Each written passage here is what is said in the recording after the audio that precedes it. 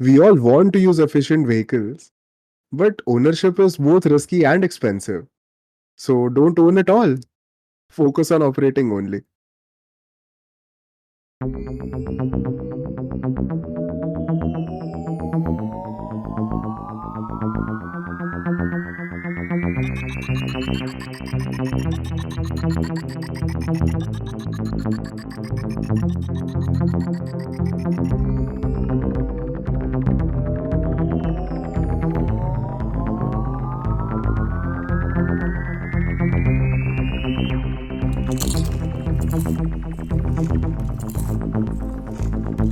Crispy perspectives. Good morning, good afternoon, good evening, namaskar to all of our listeners tuning in to another episode of Crispy Perspectives, where we are currently debating on the future of efficient vehicles. For today's perspective, we have with us, as always, our EV connoisseur, our EV OP, Sahil Bhandare. Sahil, welcome back, bhai. Hi, happy to be back, Kedar. How are you? I'm doing good. It's been a long couple of weeks, and we're also shooting right now, just after certain big events have taken place, especially in the Indian markets. But that's not our topic today. Our topic today, or our crispy perspective today, is going to be on vehicle ownership and vehicle usership, and the difference between these two models, and why we are currently in the middle of a generational shift from one mode to another. But Sahil, let me open up or throw open the round and ask you, what is ownership of a vehicle, and especially why is ownership becoming more and more riskier when it comes to efficient vehicles? So, ownership is very simple. It has two components. One is the vehicle body, the powertrain, and everything that comes in the body, and second is the battery. The body has a life of 15 years, and the battery is going to last you for 5 years. So, ownership is risky because you have to change the battery once or twice at least in the entire lifetime. But if you were to operate it, then the operator will take care of all of it. So, it's better to operate it if you want to operate for a longer period.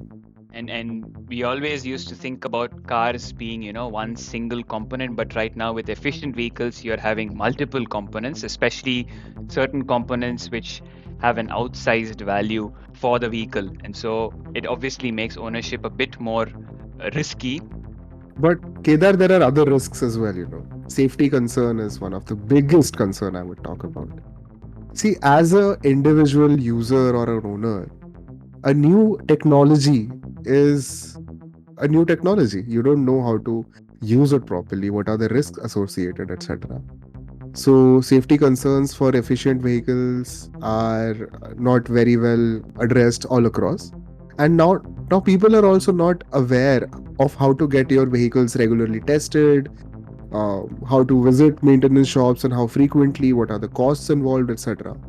So, if we shift on to a usership model from an ownership model, all of the maintenance and operational efficiencies are going to be a burden on the operator. And well, in that case, you as a user is going to have a very safe, maintained vehicle. Right. So we've established right from the get-go that ownership might not be the way to go. Ownership में कुछ सही नहीं है भाई. But then which comes to the second part of the question. First of all, what is usership as opposed to ownership? And why is usership becoming more of a logical way going forward for the future of vehicles? So, if you are a fleet user, you have 10, 20, 30, 40, 50, 100 vehicles under your fleet. If you were to buy all of these vehicles, you have a very huge capex of purchase of vehicles, and then also you might take a loan, so that is an interest. And you also have to take care of the entire asset risk, the maintenance as well. But if you were to just get the vehicles on lease model, then it is going to be much easier because, first of all, a subscription model is readily available. The subscription model could be a VaaS or a MaaS. VaaS and MaaS are two different subscription models when it comes to usership of a vehicle. VaaS, or vehicle as a service, is where the user takes the vehicle on a basis of a subscription, which means he pays a subscription to the manufacturer or to the provider and simply focuses on operating the vehicle. MaaS, or mobility as a service, is where both the vehicle is taken on a subscription as well as the operation is handed over to a third party provider. And with these models, you can totally load the maintenance, the safety, and operational efficiencies onto your service provider. So your fleet is always going to perform and you have a service guarantee. And you also have an expert who's going to take care of your services because you have leased the fleet from them. Second, as the efficiency losses are low, you are actually going to be becoming profitable in the longer run. And then because you don't have a lot of capex involved and a lot of EMIs from your interest involved, it becomes a beneficiary kind of a system where your revenues can be in surplus from the first year itself. And on top of everything, if you are a fleet company, the fleet company can onboard a net zero fleet, a zero emissions fleet, and that will help the company in attaining extra revenues through carbon credit programs, which are gaining popularity across the world. So, as a fleet user, if you were to shift from ownership to usership, there are tremendous benefits. To reiterate, a fleet user is someone who basically wants to operate a fleet of vehicles, be it for any use case, like for example for last mile delivery, where he wants to cut down on emissions and also make use of the subsidies. And operating these vehicles as opposed to buying them and then operating them offsets the risk that he has to undertake when providing such a big investment cost. So this makes sense for a fleet user. What about you or me? We don't need a fleet of vehicles, we just need a single vehicle. That's true. As individual owners, we still have to purchase the vehicle. And an efficient vehicle, an electric or a hydrogen vehicle, is going to cost you a lot more than its ICE alternative. So instead of having that huge of a capex burden, you could still consider a subscription model. So your loan payout is avoided, and also the vehicle's quality is guaranteed. You don't have to worry about maintaining it for a very long run. Although you won't have the carbon credits program as an individual user, you can still have carbon or tax credits, and also you can also have subsidies, and subsidies are applicable in both fleet as well as individual owners. As an individual, you also have an option to choose any vehicle that you want right now. So for example, if you are in a city where you need only a small vehicle, you don't have a requirement for a huge vehicle, you can just have a small vehicle, use it for a while. If, let us say, 6 months later, you have more family members joining you, you need a bigger vehicle, you can always swap it out with another vehicle, and the subscription company is going to help you with that. But this would not be possible if you were owning the vehicle entirely. Also, if you're in different kind of a job scenario or a career scenario where you're moving cities more frequently, say yearly, then owning a vehicle becomes difficult because you have regulations around which cities get what registration, etc. But if you were subscribing, then you just have to let go of one vehicle and get in another. And if you are unhappy with the vehicle, if you need any sort of assistance, maintenance, all of it will be taken care of by your operator. So individuals are going to benefit. And does this make sense across the board? Because I know when it comes to commercial vehicles, four-wheelers, the electric counterparts are much more expensive when it comes to the ICE counterparts, right? But when you're looking at two-wheelers, for example, the electric counterparts are not so expensive. I would say about 10 to 15% more expensive. Does the usership model also make more sense for the smaller vehicles? Of course. Usership makes sense for all sorts of vehicles. Whether it be a small two-wheeler, which is a scooter or a motorcycle, going all the way up to, say, a bus or a large SUV. Because what happens is when you are using an efficient vehicle, which is a new technology and the technology is very rapidly evolving, you would not want to make a capital investment into a technology which you are not very familiar with. So, getting a vehicle from a subscription service provider would help you in the long run. And also, if you are finding any troubles with the technology, you can always go back to your service provider. All in all, it's a win win situation, even if you are taking a smaller vehicle or a much bigger vehicle. So, Sahil, I'm going to throw a googly at you at the moment. Mm-hmm. Which model do you think is much more sustainable? Is it this usership model that you mentioned, where we simply lease a vehicle and operate it and basically pay to maintain it? Or we simply lease a certain component, like for example, the battery swapping model that is very famous. Which model do you think is more sustainable in the long term and more affordable? Well, think of it as the model whichever is going to be successful is going to be that which gives you a long term value. So if you see value in getting a vehicle and having the capacity to swap it out at any point in time, then the subscription model is going to actually help you a lot. But if you see value in owning an asset, calling your vehicle as an asset, see, because in any country, especially India though, but in any country, the demographic of owning a vehicle is a emotional statement. When you talk about vehicle ownership, it also is like you're talking about a family member. So if you are wanting to own a vehicle and you're talking about a family member, you don't want to swap out your family member after a few months, or have your family member at a subscription model.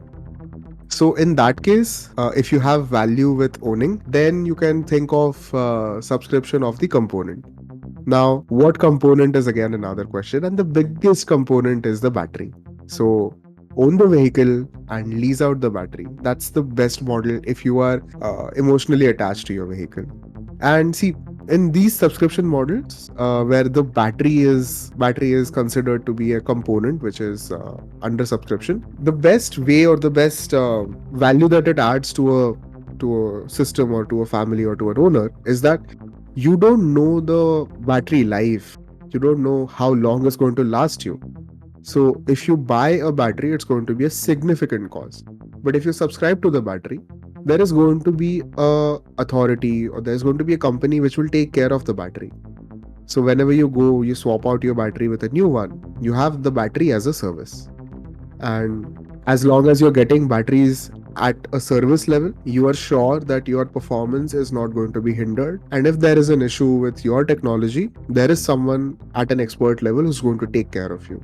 But you also touched upon a very important point there, because if we want to, keeping aside that emotional part, which I will return to later, if we are going to shift towards a model of usership, we need to make sure that there is a massive build out of these supporting services, right? Where you can have your cars maintained whenever you want to, or where you can have your cars serviced whenever you want to. This is sort of a futuristic question. So where do you see the current state of this ancillary services that has to be developed in order to support usership as opposed to ownership? And two, it also has to be an equal uptake between, say, rural and urban areas, right? I expect that in urban areas, the build-up can be faster. People already have necessary infrastructure in place, but especially in rural areas, I'm not sure how effective or how convincing this usership model would be.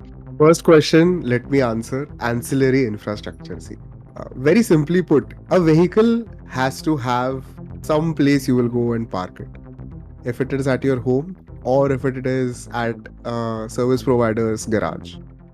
So someone has to take care of the parking. That's to begin with.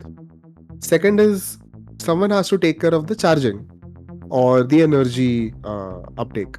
If it is an electric vehicle, you need to have a charger either at your home, which could be a slow charger, or you need to subscribe to a fast charger or a charging network for that sake.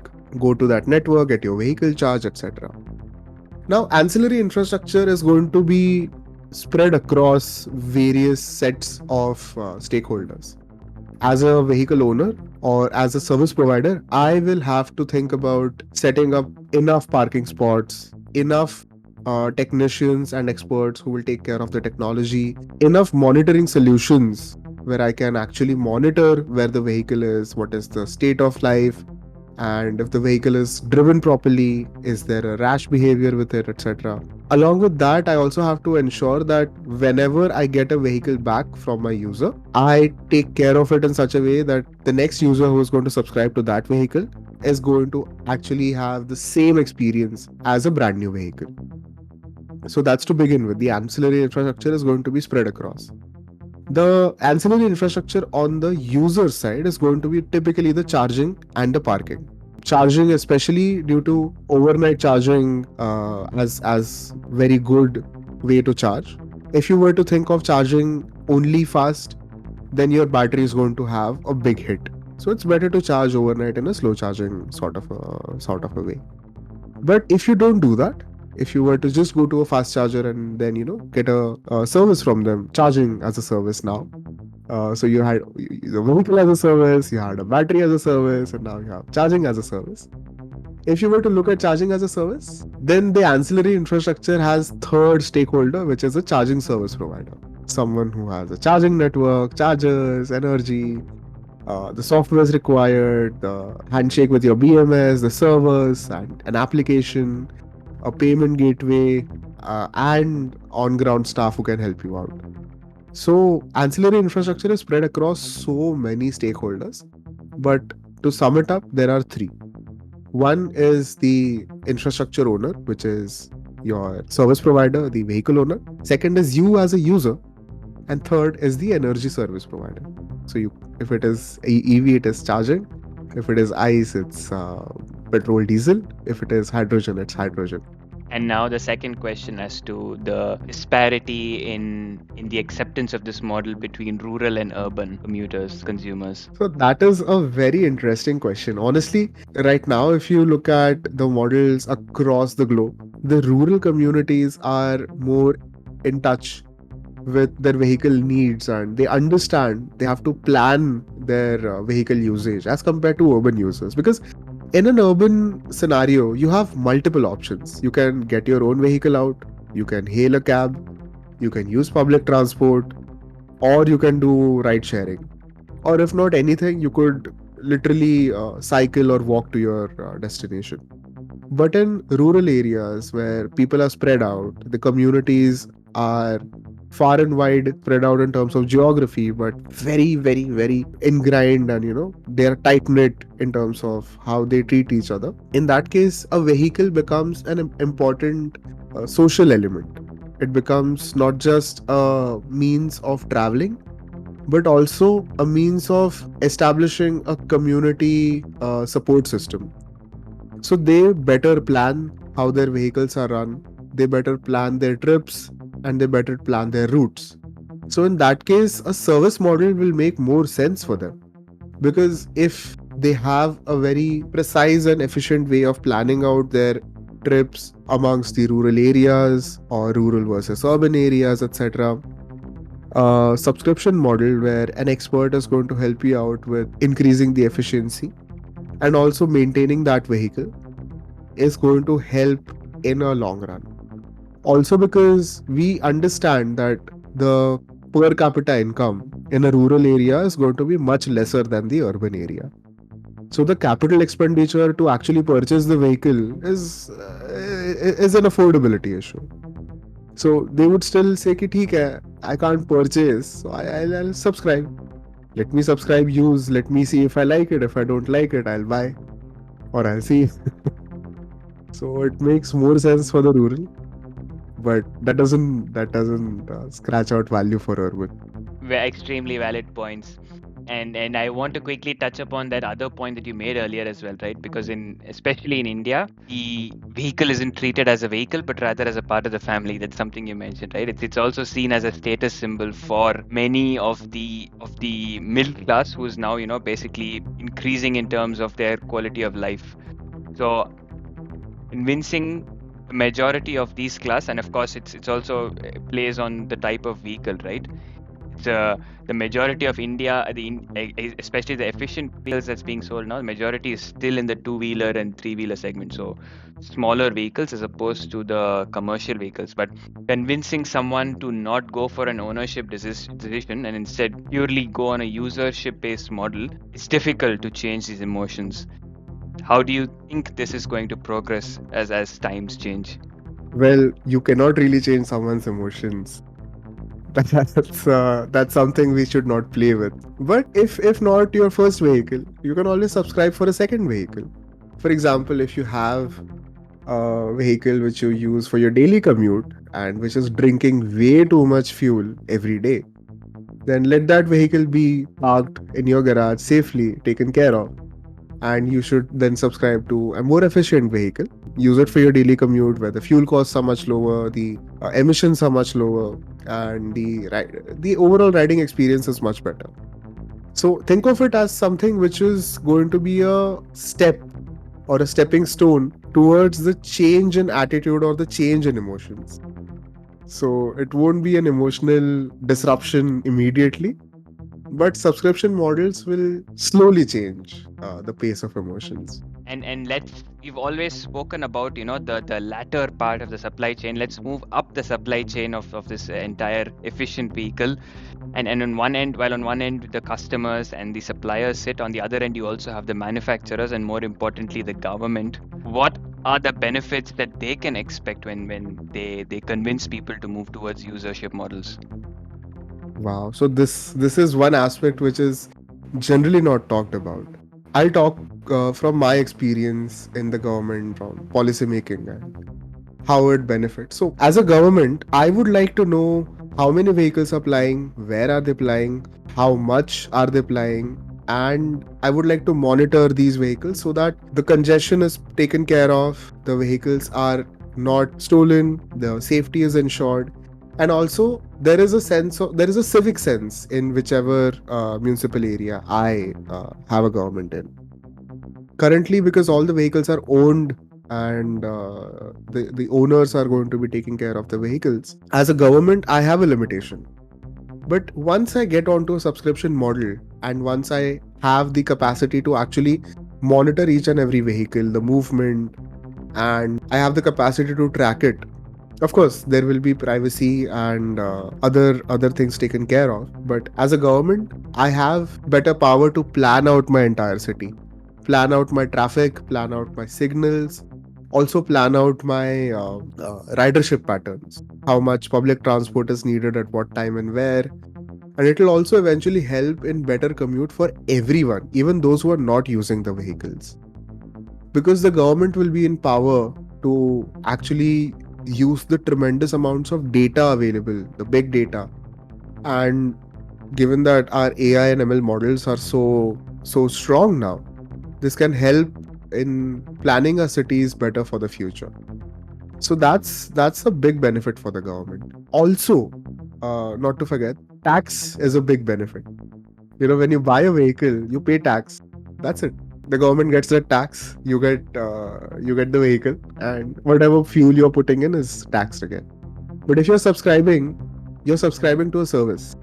The service is going to entail some sort of a service tax, and that tax is going to be a recurring revenue to the government. So, although the user might have to pay a little extra for the quality of service that the user gets, but the government is going to be beneficiary on a recurring revenues perspective. So, in all ways, I think government is the biggest beneficiary of subscription services. Very well explained on what the government or how the government benefits from. What about the OEMs? What about the manufacturers? How are they benefiting from this model? The manufacturers are going to be really happy if you look at subscription. See, as a manufacturer, I would want more of my vehicles plying on the road, and as a manufacturer, I want to have recurring revenues. Now, the problem or the benefit of efficient vehicles is that they don't need a lot of maintenance. So, manufacturer will not see a lot of vehicles coming in at regular intervals into their repair and maintenance shops. That means not a lot of recurring revenue. But if a manufacturer is ready to shift onto a subscription model where they are happily wanting to let their vehicles go on a lease case, or own the vehicles and let someone else operate it for them, then the manufacturer is going to have a long term revenue in terms of the subscription services as well as the maintenance. So if you look at it from a 5-year perspective, the manufacturer may not be very happy. But if you look at it from the entire end of life of the vehicle perspective, that's like 15 years, the manufacturer is going to earn enough revenue from day one till the end of life, which is not possible if that is just a sale. So if we talk about manufacturers, they are going to be benefited on a hefty sum, and also this kind of a system keeps the manufacturer in check. The manufacturer has to ensure that the vehicles are going to perform well. You can't just sell off a vehicle and then leave out all responsibility.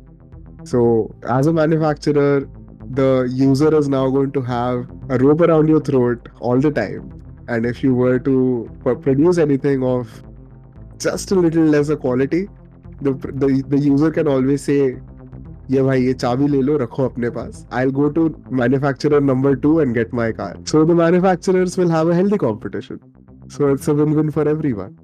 So a model where everyone is accountable, everyone is responsible, and everyone wins ultimately. So Sahil, thank you so much for this beautiful discussion. I think on this shift towards offering vehicles as a service, which is something that we should all be looking forward to. Like I mentioned, a generational shift that's coming in the way we interact with efficient vehicles. I'll once again thank you so much, Yar, for taking the time to explain about this interesting concept to us. And thanks to you, Kedar. It has been a pleasure talking to you today. And for all of you who've tuned in today, thank you so much. Don't forget to follow us on LinkedIn and Instagram. Hit that like button, hit that subscribe button, share this episode and the season with all of your friends and other mobility enthusiasts. And we'll see you again soon on another episode of Crispy Perspectives.